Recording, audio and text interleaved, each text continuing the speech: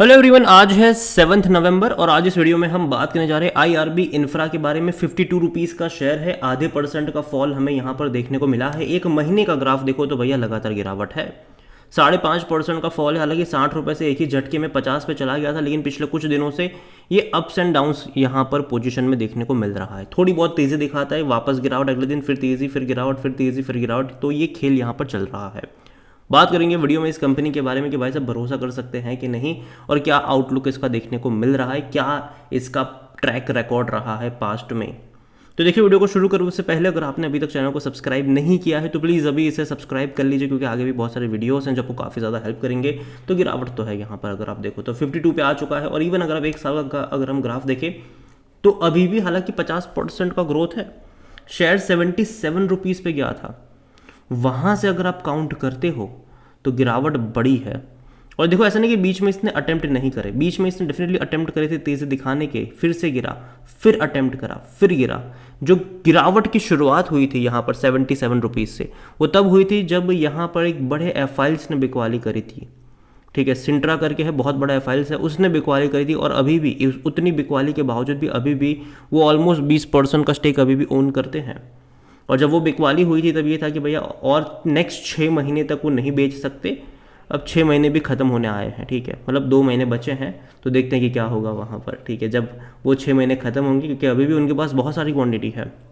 तो ये एक दिक्कत यहाँ पर ज़रूर है कि प्रॉफिट टेकिंग यहाँ पर करने में लग गए हैं ये। एक तेज़ी आई, गिरावट आई, तेज़ी आई, गिरावट आई, तो वो सिनारियो यहाँ पर देखने को मिल रहा है। तो ये सिनारियो यहाँ पर ज़रूर है। और जहाँ तक बात करी जाए पिछले 5 साल की, तो देखो 600% से भी ज़्यादा का ग्रोथ है। रफ्तार बड़ी अगर आप देखोगे तो वो अगस्त 2023 से लेकर जून 2024 तक रही, मई 2024 तक रही। जून में तो गिरावट की शुरुआत हुई थी यहाँ पर। और देखिए, गिरावट बड़ी लंबी गिरावट है इस बार। इससे पहले भी फॉल हमें देखने को मिले हैं, लेकिन ये कुछ बड़ा ही फॉल इस बार देखने को मिल रहा है, क्योंकि तेज़ी भी भैया बहुत ज़्यादा बड़ी देखने को मिली थी यहाँ पर। अगर कंपनी के वॉल्यूम्स देखो तो बाजार जस्ट अभी खुला है, 42 लाख से भी ज़्यादा के शेयर्स हमें ट्रेड होते हुए यहाँ पर देखने को मिल चुके हैं।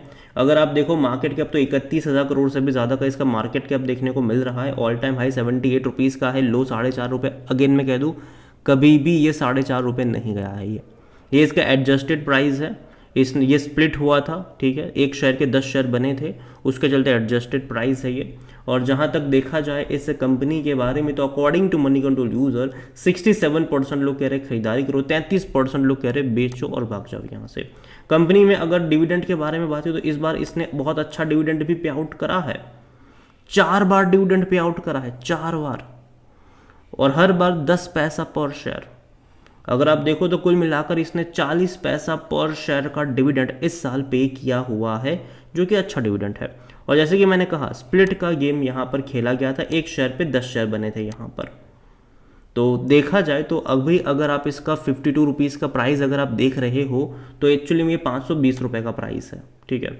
और कंपनी देखो परफॉर्मेंस डेफिनेटली इंक्रीज हुए थे। और देखो पिछले साल तक ना जो माहौल था, पिछले साल क्या इस साल तक भी अगर आप देखोगे शुरुआत तक भी, तो जो माहौल था वो इंफ्रा प्रोजेक्ट के फेवर में था कि भैया जो मोदी गवर्नमेंट है वो लगातार फोकस कर रही है इंफ्रा के ऊपर, हाईवेज प्रोजेक्ट के ऊपर, और जिससे कहीं ना कहीं इनके लिए बेनिफिट था।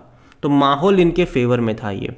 और उसी के चलते अगर आप देखो तो कई सारे इंफ्रा शेयर ने भैया अंधाधुंध तेज़ी दिखाई है।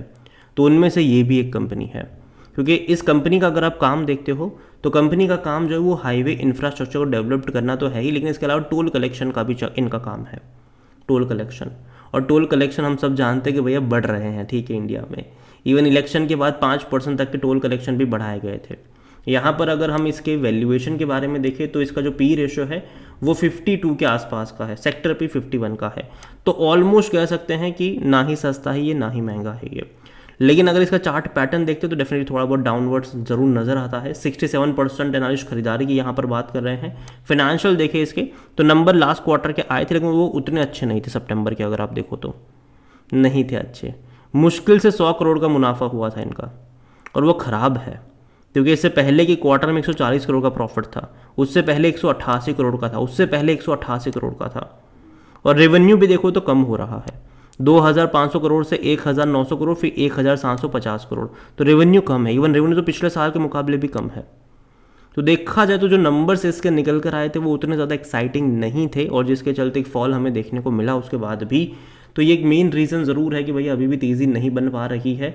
बाज़ार आज का अगर आप देखोगे तो ना ही पॉजिटिव है ना ही नेगेटिव है बाज़ार। अगर इंडियन बाज़ार की बात करें, पिछले 2 दिनों में भैया बाज़ार ने बहुत सारा पैसा मतलब लोगों को बना कर दिया है। अब थोड़ा सा ये सांस ले रहा है, मतलब थोड़ा सा अटक रहा है ये। और जहाँ तक शेयर होल्डिंग के बारे में देखें तो प्रमोटर ने देखो बिकवाली करी थी, आप उससे इनकार नहीं कर सकते। जब मेजर फॉल हमें 77 रुपीज़ से जब फॉल देखने को मिला था, 34.39% का स्टेक एक ही झटके में 30.42 पे आ गया था। और उसी टाइम एफ ने भी बिकवाली करी थी, 47.22 से वो भी घटकर 44.47% पर आ गए थे। तो दिक्कत है यहाँ पर। और अगर आप यहाँ पर म्यूचुअल फंड्स का हालांकि सितंबर में देखो तो बाइंग आई है, ठीक है, इंस्टीट्यूशन की तरफ से 3.56% की म्यूचुअल फंड 3.84 पर गए हैं। डोमेस्टिक 4.10% से 4.26% पर गए हैं। एफ भी 44.47% से 45.99 पर आए हैं। तो सितंबर क्वार्टर में खरीदारी आई है, जून में बहुत भयंकर बिकवाली आई थी, लेकिन अभी भी वो शेयर होल्डिंग पैटर्न वहाँ तक नहीं पहुँचा जो भैया मार्च में था, ठीक है। जहाँ तक रिटेल की बात करें तो 13.10% का स्टेक है उनके पास, अदर पार्टी से वह 2.39% का स्टेक देखने को मिल रहा है। ओवरऑल अगर बात करूँ IRB को लेकर तो मैं इतना कहूँगा कि जब तक ये गिरावट वाला दौर खत्म नहीं होता, दूर बैठो और तमाशा देखो यहाँ पर, और कुछ टाइम इंतज़ार कर लो, ठीक है, ये मेरा कहना है। और एक और बड़ी अपडेट अगर आप देखो तो भैया मॉर्गन स्टैनली इंडेक्स को लेकर आई है कि भैया कुछ कंपनियों को जगह मिली है वहाँ पर, जिनमें से BSE है, वोल्टास है, आल्केम लेबोरेटरीज है, कल्याण ज्वेलर्स है एंड ओबेराय रियलिटी है, जिनको भैया मॉर्गन स्टैनली ग्लोबल इंडेक्स में जगह मिल चुकी है। और उसके चलते आज उन कंपनियों में हमें तेज़ी भी देखने को मिल रही है। And meanwhile India is expected to see net FIs passive inflow approximately $2.5 billion due to the जो रीबैलेंसिंग हुई है उसके अकॉर्डिंग, ये कहना है नुवामा का, जो कि अच्छी बात है। हालांकि FIs ने अब तक पैसा ही खींचा है इंडियन बाजारों से, कुछ पैसा आएगा तो अच्छी बात है। अगर यहाँ पर न्यू एंट्रेंस की अगर हम बात करें तो जो एंट्री मिली है तो वोल्टास एक्सपेक्ट कर रहा है हाईएस्ट इनफ्लो $312 मिलियन का। BSE भी तकरीबन $259 मिलियन एक्सपेक्ट कर रहा है।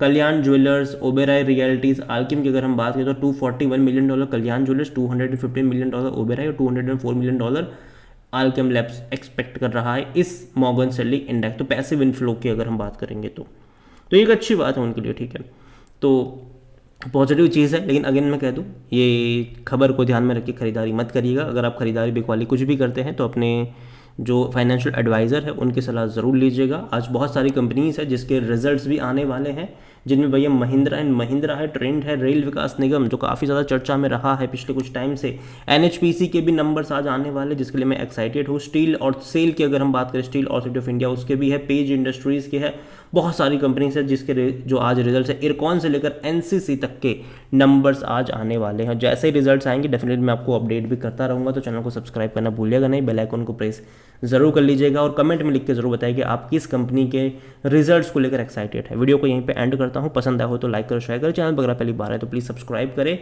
और IRB इंफ्रा के बारे में आप क्या सोचते हैं वो भी आप मुझे कमेंट में लिख के बता सकते हैं। Thank you.